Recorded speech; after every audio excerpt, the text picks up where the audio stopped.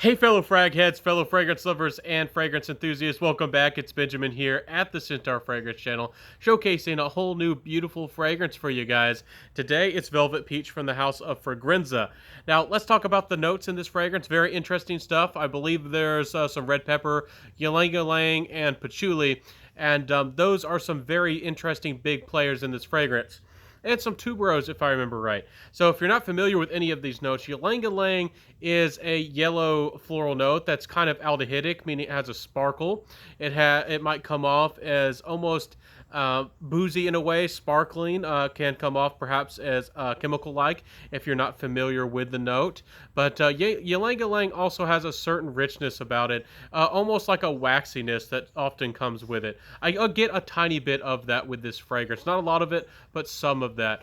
Also, if you're not familiar with tuberose, tuberose is a big personality floral, kind of like the sister to orchid, kind of dark, kind of mysterious, but a little bit more rebellious, almost like a mix of orchid and violet, if that helps you make sense of florals. So, and this red pepper is also kind of an odd combination. So this is supposed to be a velvet peach, but there's not really any peach note. It's kind of playing tricks on your nose. There's orange zest as well. So you get almost like this skin of this fresh zested orange. And then it feels like a little bit aldehydic and a little bit yellow and a little bit spicy and almost like you're burning some kind of exotic cinnamon candle, as you're, grinding, getting that orange zest with like a cheese grater or something like that.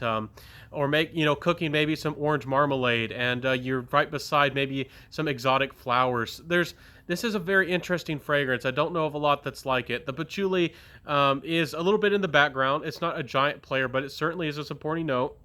And it is noticeable, adding some complexity, a little bit of golden quality to this fragrance, almost like a golden resin with a more personality to it.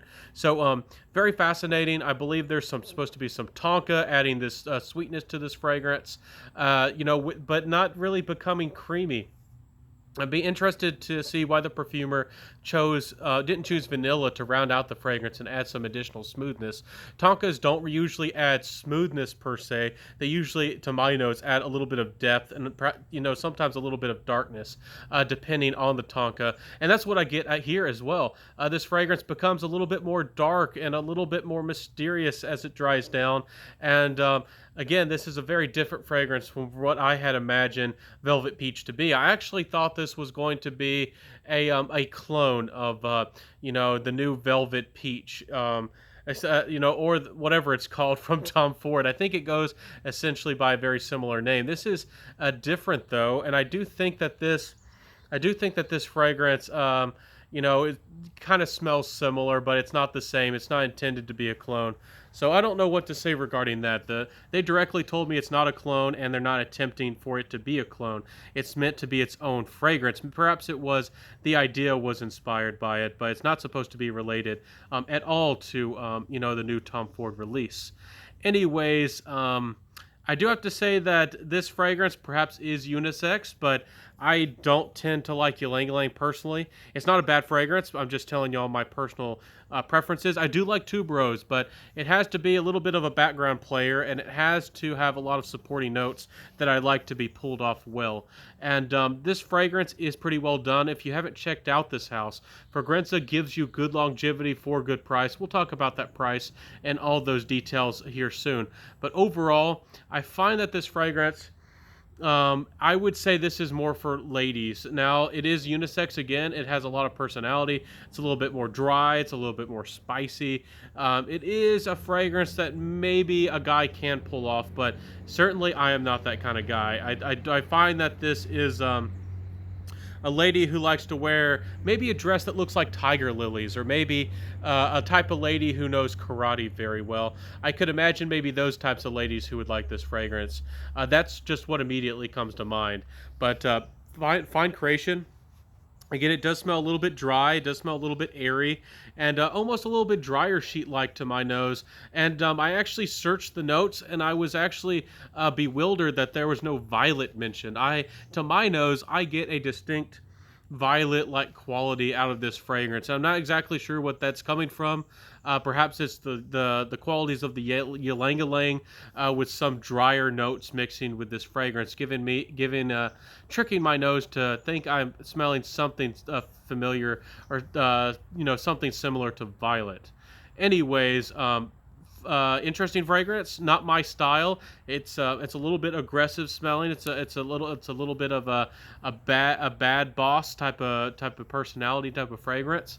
About one of the only other fragrances I've smelled that comes similar to this in smell is Eau de Gaga, which is an amazing value, an amazing cheapie, unisex as well. But again, I would suggest that more for the ladies. But it's definitely not a feminine, delicate fragrance. It's a fragrance with a lot of personality. It means business, and this fragrance to me means business as well. It's the kind of lady who has the dragon tattoo, if you know what I'm talking about, and a lot of personality here. Anyways, this fragrance is a solid performer. It's not crazy, but it's solid. 7 to 9 hours. It's what you can expect. And again, I tend to underspray, so you might can get even better. I get a slightly above average projection, maybe average, and sillage is more on the average side. Even though it can be noticeable. So it is a little bit interesting, a little bit unusual. I find that if you are a lady who likes spicy, more aggressive, big personality florals, besides the delicate roses and the seductive jasmines and those kinds of things, this might be a departure, for something you might like. This is certainly a fragrance to me that approaches almost that smell that almost. It's not the same as a chypre, but I have smelled some fruity chypres that, they have animalics and this one doesn't, but almost approaches that feeling of something that's frisky. Almost like somebody, a lady at a bar back in the day maybe might wear. But anyways, interesting creation, solid fragrance. Compliment getter wise, I did dare to wear this one, even though I think it's more for ladies. I did dare to wear it out a little bit. Didn't get a lot of reactions, honestly. Again, it does have decent projection and sillage, but people had to get fairly close to me. When they smelled it, they thought it was decent, but maybe I didn't pull it off with my personality. Maybe I didn't look the part with this kinds of fragrance for this, and they thought that it was kind of. Some of them thought it was kind of odd. Some people kind of liked it. It's again something that I would say a big personality lady would type of wear, maybe who likes to wear a big hat. So interesting fragrance as well. Anyways, guys, I'm gonna wrap this review up. Price wise, these are about $60 to $70 for 60 mils, depending on what you're getting. That's about $1 per mil. Might seem expensive, but if you do connect to these fragrances from Fragrenza, they can be pretty solid creations. I love my Rivolare. I think it's an outstanding creation, and I do recommend that one if you do like those green chai tea and mojito mint kind of fragrances. Rivolare is certainly one of my favorites, and Peach or Blue is outstanding creation. So I'd give this house a try. They have lots of creations. They're very innovative, and they put out a lot of releases. They put out a lot of work. So anyways, I forgot to mention, I'm always honest with you guys, and I don't know how I forgot not to mention this until the end of the review, but this one was sent to me for review, and if that influences you either way, thinking I can't be credible, that's certainly your opinion, but I can be credible. A $60 fragrance, no matter how expensive the fragrance is, that's not going to influence me. I can get excited to get something for free. Honestly, I'm just going to give this one away to friends and family.